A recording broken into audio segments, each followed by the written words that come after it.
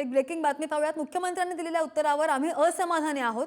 समाधान सूर्यवंशींच्या कुटुंबियांनी मोठी मदत होणं गरजेचं आहे आणि त्यांच्या कुटुंबातील एका व्यक्तीला सरकारी नोकरी द्यावी अशी आमची मागणी होती।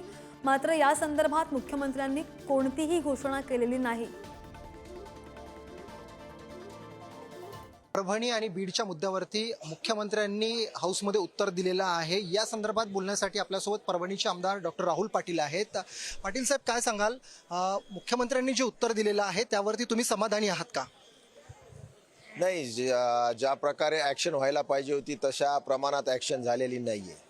आमची प्रमुख मागणी होती की जो शहीद झालेला मुलगा आहे, युवक आहे, त्याला त्यांच्या घरच्यांना 50 लाख रुपयाची रोख मदत आणि एक शासकीय नोकरी दिली पाहिजे। जे अधिकारी आहेत, जे दोषी आहेत, कारण फॉरेन्सिक रिपोर्ट आलेला आहे, फॉरेन्सिक रिपोर्टमध्ये त्याच्यामध्ये क्लिअर कट असा उल्लेख केलेला आहे की शॉक विथ मल्टिपल इंजुरीज, म्हणून अशा वेळेस पोलीस ऑफिसरवर सुद्धा कारवाई झाली पाहिजे होती, पण तशा प्रकारची कारवाई झालेली नाही। आमची न्यायिक म्हणजे रिटायर्ड हायकोर्टच्या जस्टिस तर्फे त्याची चौकशी व्हावी अशा प्रकारची मागणी, ती सुद्धा मागणी मान्य झालेली आहे। आणि टाइम बॉन्ड करण्याची एक मागणी होती, आम्ही तर इन्क्वायरीचा टाइम बॉन्ड करून 3 किंवा 6 महिन्यामध्ये इन्क्वायरी रिपोर्ट आल्यानंतर कारवाई करू अशा प्रकारची आश्वासन माननीय मुख्यमंत्र्यांनी या निमित्तानं दिलेलं आहे।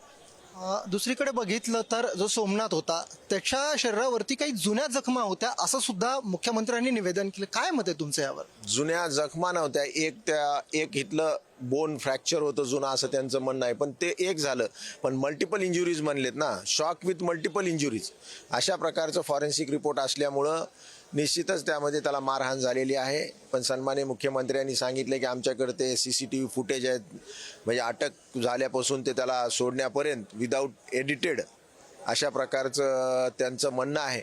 पण निश्चित या सगळ्या गोष्टी आता इन्क्वायरीमध्ये येतील। रिटायर्ड हायकोर्ट जस्टिसच्या माध्यमातून ही इन्क्वायरी झाल्यानंतर खऱ्या अर्थानं सगळ्या गोष्टी बाहेर येतील। तर हे होते डॉक्टर राहुल पाटील ज्यांनी सांगितलेलं आहे की मुख्यमंत्र्यांच्या उत्तरावरती आम्ही सध्या तरी असमाधानी आहोत। देव इंगुले, पुढारी न्यूज, कॅमेरामॅन विकाससह नागपूर।